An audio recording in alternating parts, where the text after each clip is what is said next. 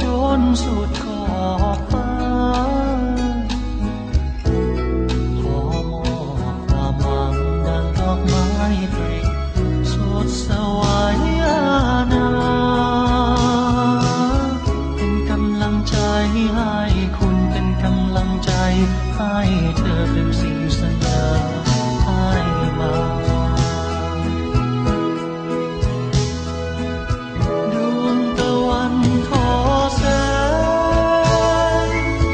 ไม่ถอยแรงหลับรอเป็นเปลวไฟที่ไม่นานเป็นสายทานที่ชุ่มตาเป็นแผ่นฟ้าพลันโท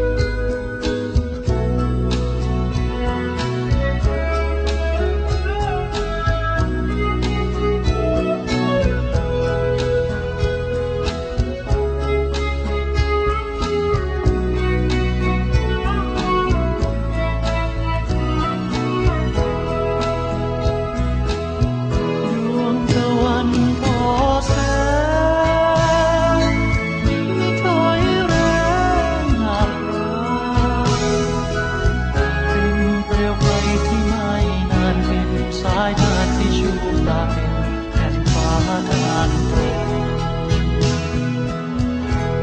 ขอมอบดอกไม้ในสวนให้หอมอบอวนสู่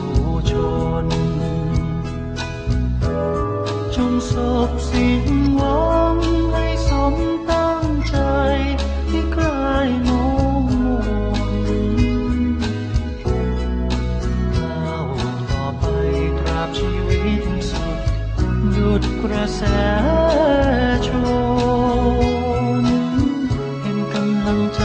ให้คุณเป็นกำลังใจให้เธอเป็นสิ่งเสนอ